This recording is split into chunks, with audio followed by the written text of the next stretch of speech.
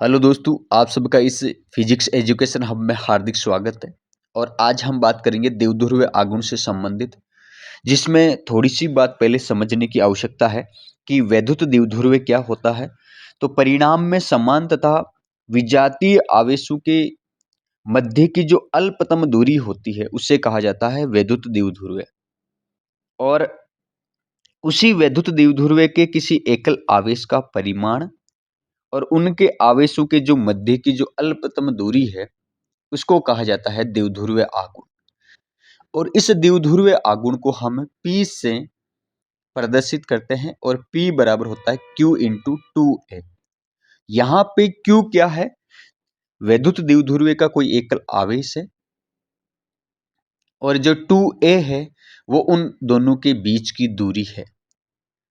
और ये एक प्रकार की सदिश राशि होती है और जिसकी दिशा है वो -Q से +Q की ओर होती है।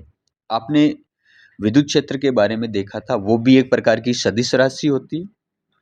और यदि उसमें दिशा की बात करें तो एकल धनावेश के लिए उसकी दिशा होती है धनावेश से बाहर की ओर, और ऋणावेश के लिए होती है उस बिंदु से ऋणावेश की ओर होती है। तो ये ध्यान रखना, द्विध्रुवीय आघूर्ण और आप विद्युत क्षेत्र दोनों की दोनों सदिश राशि है, दोनों की दिशा आपको पता होनी चाहिए। इसके बाद में जो विद्युत आघूर्ण है इसका मात्रक है वो कूलाम इंटू मीटर, क्योंकि Q इंटू 2A इसका सूत्र है। तो Q क्या हो जाता है? आवेश हो जाता है जिसका मात्रक होता है कूलाम, और ये मीटर इसका क्या है? दूरी का मात्रक हो गया। विमीय सूत्र की बात करें तो m0 L1 T1 और A1 हो जाता है। इस प्रकार से ये जो इस द्विध्रुवीय आघूर्ण का बेसिक कंसेप्ट था इसकी हम बात कर चुके हैं। ये ध्यान रखना कि जो ये वैद्युत द्विध्रुवीय है इसको पहले हमें समझना है कि परिणाम में समान और विपरीत प्रकार के आवेशों के मध्य की अल्पतम दूरी को कहा जाता है वैद्युत द्विध्रुवीय।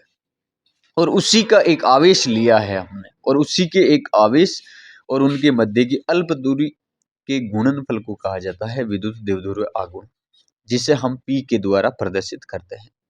और ये जो नॉर्मल बातें हैं, देखो सदिश राशि है, ये 1 नंबर का MCQ के रूप में इनके बारे में क्वेश्चन पूछा जाता है जो हमें आना चाहिए। साथ ही अगर इसके बारे में और भी इम्पोर्टेंट बातों की बात करें, इम्पोर्टेंट क्वेश्चनों की बात करें, तो अक्षीय रेखा और निरक्षीय रेखा पर विद्युत द्विध्रुवीय की जो विद्युत क्षेत्र की जो तीव्रता है उसके बारे में क्वेश्चन पूछा जाता है। तो ये आप सब लोग पढ़ सकते हैं उनके बारे में भी, जो अक्षीय स्थिति के बारे